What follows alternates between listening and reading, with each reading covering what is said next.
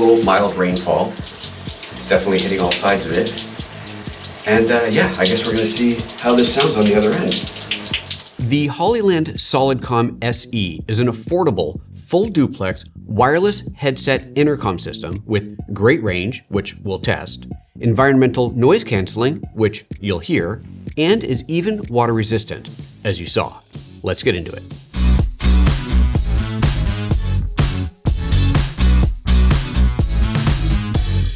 Hollyland asked me to make this product overview for you. This isn't a review, it's a product tour, but we'll be verifying their claims of range, environmental noise cancellation, and water resistance. Let's get some specs out of the way first though, starting with the price. The Hollyland Solidcom SE headsets come in sets of 2, 4, or 5 units at prices of $229 for 2, $459 for 4, and $579 for 5. That's a cost of about $115 per unit, no matter which kit you buy. And if you buy a small set and want to expand it later, you can purchase individual headsets at about $120 each, up to 5 total. It's a 2.4 GHz system with auto frequency hopping, meaning if there is interference, the headsets should jump around it seamlessly. It's lightweight at just 185 grams or 6.5 ounces, and quite comfortable with replaceable ear, head, and microphone pads. It supports up to 5 headsets and comes pre-paired, so it's ready to use out of the box. It's easy to add additional headsets if you buy a smaller kit, but decide to expand it later. It's a full duplex system, meaning that anyone on comms can talk and listen at the same time, and you can leave it as an open mic or set it to push to talk if you prefer. You can mute the microphone by tapping this button here, which you also push to hold to activate push to talk. You can wear it over either ear, left or right, and the flexible boom does a great job of staying where you put it. There's also a small LED on the inside of the mic that's easy to see that conveys status. Green for open, red for muted, and other colors or flashing patterns to indicate things like low battery. Speaking of battery, the master headset, that's the one in beige, features a 10-hour battery life when connected to the maximum 4 headsets, and each remote headset has a 12-hour battery life. And the batteries recharge in 3 hours or less using this included charging station. The headsets can also be charged over USB directly, meaning you could plug them into a battery power bank for infinite use. Now, I didn't stress test the battery claims on a 10-hour shoot, but I did set up a pair of them with music playing on both ends and let it run for about 5 hours, and of course they were still showing green on the battery. The headset's USB-C port for charging also doubles as an analog audio output, meaning you can connect a Hollyland USB-C to 3.5mm audio adapter and connect to any standard headphones if you wanted to. Finally, the range is 350 meters or 1,150 feet line of sight. They boast water resistance for rainy shoots and water-related activities, and feature environmental noise cancellation, all of which we're going to test right after this specs page.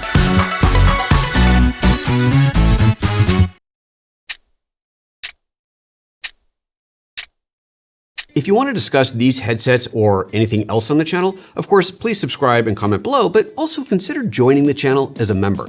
Not only are you helping support what I do here, but it also gives you access to a private Discord channel just for PhotoJoseph members. Click that join button next to the subscribe button to learn more. To test out the 350 meter line of sight range claim, I set up on this footbridge here with a camera, measured out 350 meters on Google Maps, and my buddy Chris rode his bike out to that point wearing a headset. To record the audio, I stuck a lavalier mic inside of the headphone, recording to these Zoom F2 BT recorders, which have Atomos timecode sync. I did a video on timecode that featured these a few years ago, so that you can hear exactly what we heard. There were a few spots where it got a little crunchy, but, well, have a listen. Go ahead and head over.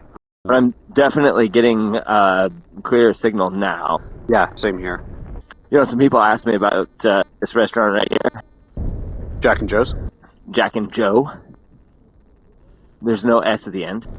Which is Jack funny. Restaurant though, isn't it? No, it's Jack and Joe. It's just Jack and Joe. Wait, you can still hear me fine though? I still hear you fine. This is really far away. Alright, so I am coming up on the Thai restaurant. I can go a little farther too. I can go past Funny and Rosie. Yeah, just go ahead and go on. At this point, let's see how far you actually get. If I make it to Brew Pub, I'm pouring a beer. I think I could... Disconnected. Oh, that's Connected. It. Yep. Yeah, it's breaking up there, isn't it? That's about it. We actually reached a range of over 400 meters before that complete disconnect that you heard, which is quite impressive.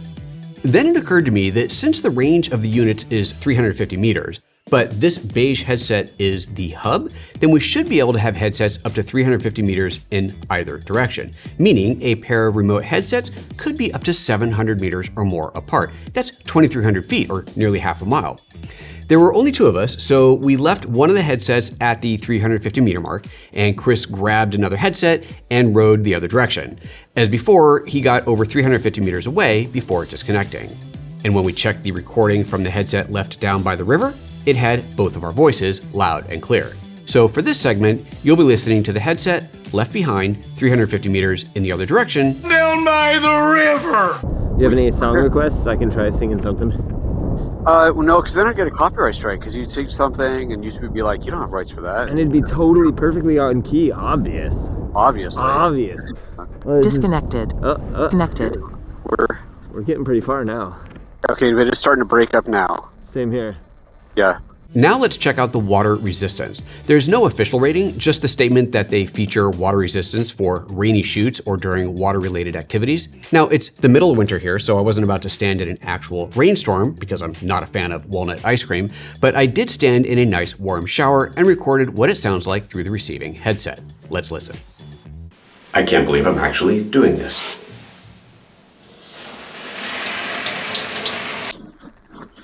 So here I am in a light rain.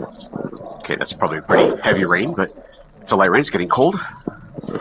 And it's working. We're talking. That's pretty heavy. Let's take it down a little bit. Maybe we don't need like quite that strong of a rain, but you know, a little mild rainfall. It's definitely hitting all sides of it. And yeah, I guess we're going to see how this sounds on the other end. This is pretty heavy. That's quite a lot of rain. The water test performed well, and the headset kept working. The final test I wanted to run is a little harder to capture, but I wanted to test how good the ENC, or environmental noise canceling, is.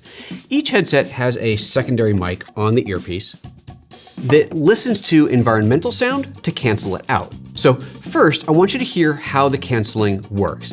I'm going to play music through these speakers and hold the headset's mic up so it's clearly getting the music. You'll be listening to the recording on the other end, a headset that is in another room and can't hear these speakers. Then I'll put the headset on so the mic is facing my mouth and just be quiet for a moment. And then I'll talk so you'll hear what it sounds like on the other end. Let's do it.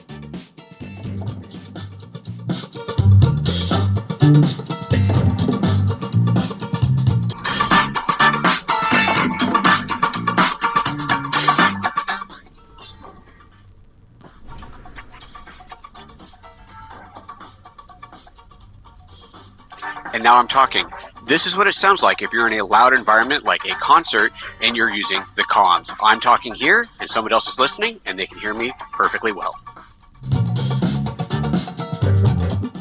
That's the Tour, a robust, affordable, easy to use wireless comm set with impressive range. Links in description, and I'll see you in the next video.